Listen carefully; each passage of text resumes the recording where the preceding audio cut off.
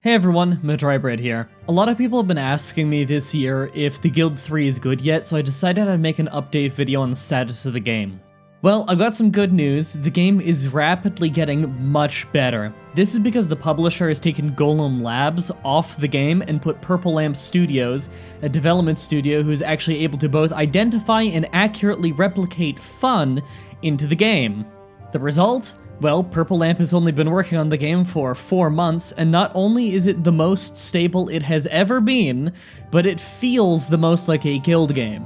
By comparison, Golem Labs worked on the game for 5 straight years, and the game was an absolute mess.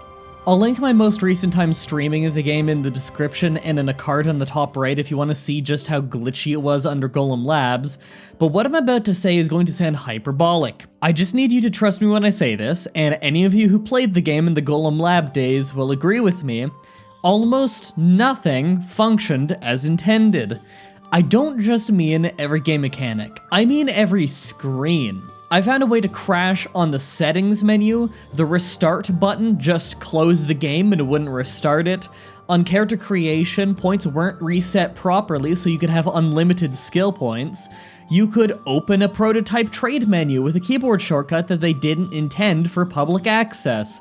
They put depth of field on a strategy game, so when you'd zoom out, sometimes it would blur everything you're trying to look at. Everything you could possibly use had some kind of serious glitch involved with it. To make it worse, they kept adding more stuff. Well, nothing worked.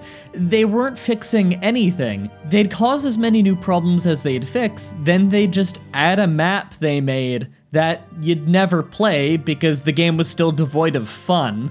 There was a point in development where I could not save or load the game because pressing either button would crash the game. I later found out how to fix it through the Steam forums. After an update they made, it made it so that if you had old saves, simply opening the save and load menu would crash the game. So I had to go into my program files, find the saves, and delete them from there. There was no announcement from the devs or a notice in-game. I had to find a user who figured out how to fix it. I was actively punished for having played the game previously. And I thought the only punishment from playing the game previously was having to fucking experience it. Now that Purple Lamp Studios is in charge, more than a few patch notes have started with something along the lines of, "This mechanic was a complete mess, so we remade it from the ground up." In 4 months, Purple Lamp has been steadily fixing all the game mechanics. They also removed the insanely ugly blur and bloom effects that made the game look like an overprocessed, over-filtered Unity asset flip, so it actually looks like a modern version of a Guild game. The game runs better than it ever has before performance-wise, and most menus have been massively fixed up to work properly and look more like a Guild 2 menu. Game balance really hasn't been addressed yet as they're still too busy fixing the core of the game, so being a farmer will just make you pretty insanely rich, as you can just make wheat and barley out of nothing at an alarming rate, grind it into flour, then sell it straight to the market for quite a bit of money.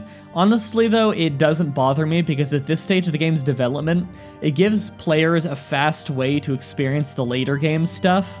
Outside of the basics of a functional business that can be automated though, the game is still very bare bones. You can get married and have a kid, but there's very little to do in general. Your character still feels like he may as well just be another worker, rather than feeling like you could walk around town and just have fun doing all kinds of stuff that a citizen could do at the time, but those features are probably a bit low on the devs' priority list. Making sure that the business part works properly comes first. If you're one of the people who bought the game but could never get it to boot, try again now. The game is a lot more stable than it's ever been before, and there's a pretty good chance that you can play it now. I'm gonna keep my eye on the game's development and see how it goes. I made a poll last night asking if people wanted an update video, a stream, or for me to just wait. Some of you guys wanted this video, but tons of you wanted a stream of how the game is now. So tomorrow, I'm gonna stream the Guild 3 at some point for everybody. We'll probably get an hour out of streaming the game before we've seen most of what we want to see, so then I'll just switch to RimWorld.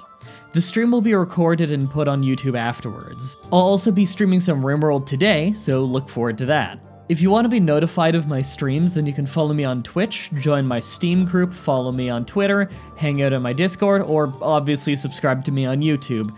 Links to all that stuff is in the description. Thank you very much for watching, and until next time, have a nice day.